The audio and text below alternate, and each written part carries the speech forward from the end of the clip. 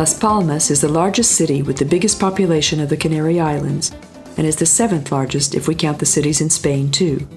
It's a real metropolis, which at first surprises those arriving here. The southern part is the Old Town, separated by the Guiniguada River, while the modern city center can be found in the north. The region Triana is the commercial center of Las Palmas. We can find San Telmo Chapel here, which is the oldest church of the city. In San Telmo Square, an interesting building called Kiosco Modernista can be found. It's said to be a compressed Turkish mosque, though mosques don't have a red roof and blue walls. But the overly decorated kiosk is an ideal place for meeting. The promenade of the city, the main pedestrian zone, Calle Mayor de Triana, starts here. Here you can find any kind of shop, elegant small shops and big department stores alike. We can look at the shop windows stretching more than 1 kilometer, and if we get tired on the way, there are benches and cafes to have a rest. We can have an ice cream or a snack at one of the fast food restaurants, which can be found everywhere. Let's remember that Queen Isabella's decree of free trade pronounced the islands to be duty-free areas. This wasn't changed when Spain joined the European Union, so we can enjoy low prices and the comfort of paying in euro. Of course, a bank card is accepted everywhere, and though the banks are closed in the afternoon, we can get cash from banking machines day and night. There are a lot of public phones, and the rates are cheaper than in Europe.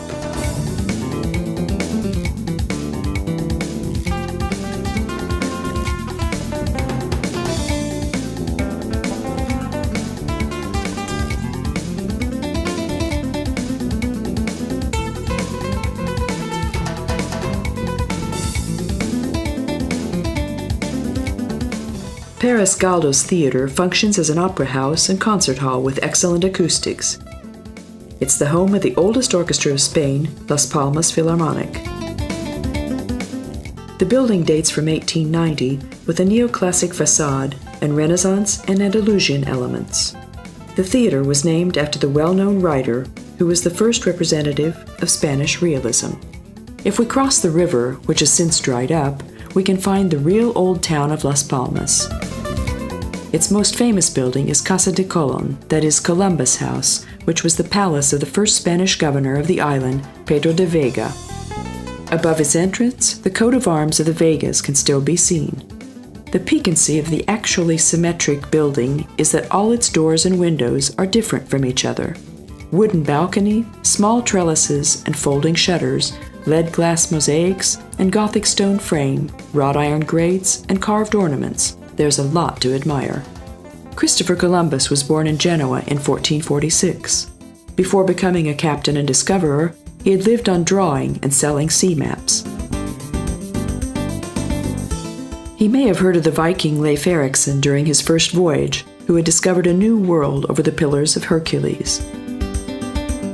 He may have had the idea here that the shortest way to India was across the Atlantic Ocean if he kept sailing towards the west.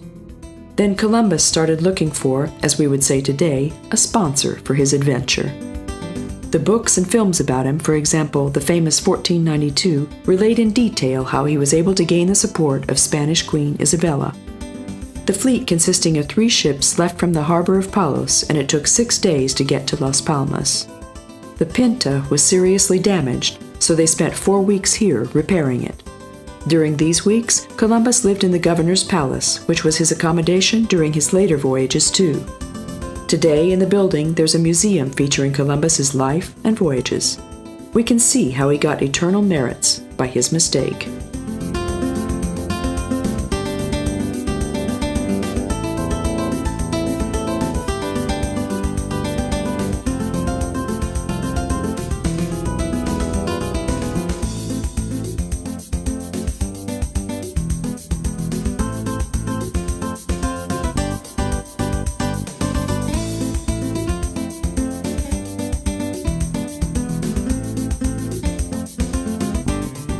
The largest place of worship in Las Palmas is St. Anne's Cathedral. Like many other churches, the 3-aisle, 2-belfry church was built for centuries. When construction began, the Gothic style was dominant. By the time it was finished, classical had become fashionable. The main facade is the work of the famous local artist Lujan Perez. Opposite the cathedral, the classical palace of the town hall can be found, but it has been used as state apartments for a long time.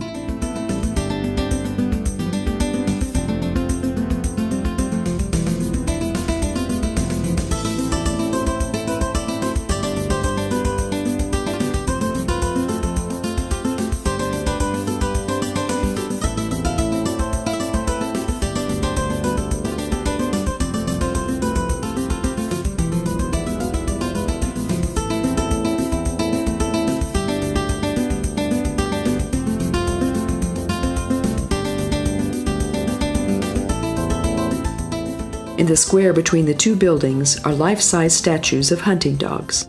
The name canary may stem from the Latin word canis, meaning dog.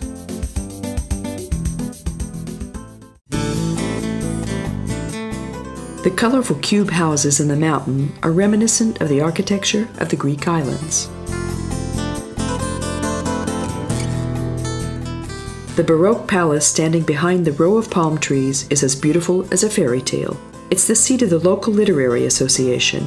It used to be the building of the Theater Carrasco, which was given a new function after the Perez Galdós Theater was opened.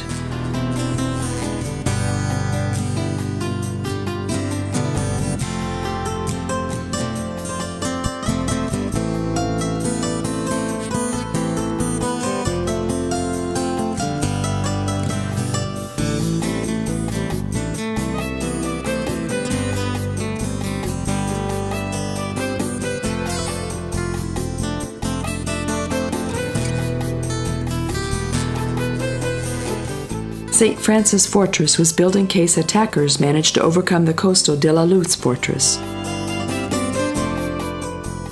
There was just such an invasion by the Dutch in 1599.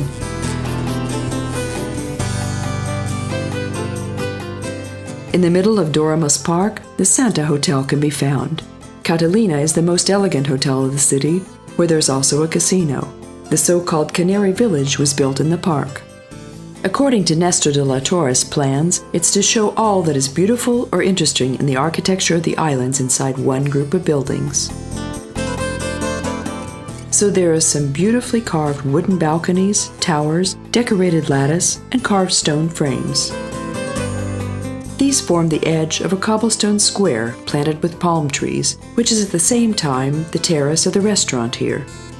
At the other end of the square, in Nestor de la Torre's former house, an exhibition shows the various plans of the Canary Village and how the ideal Gran Canaria was imagined by the artist, who couldn't make his dream come true because of his early death.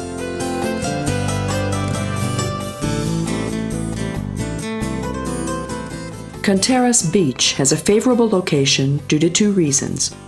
Firstly, it's centrally located, so if there's no danger of traffic jam, it can be reached in a few minutes from any point in the city.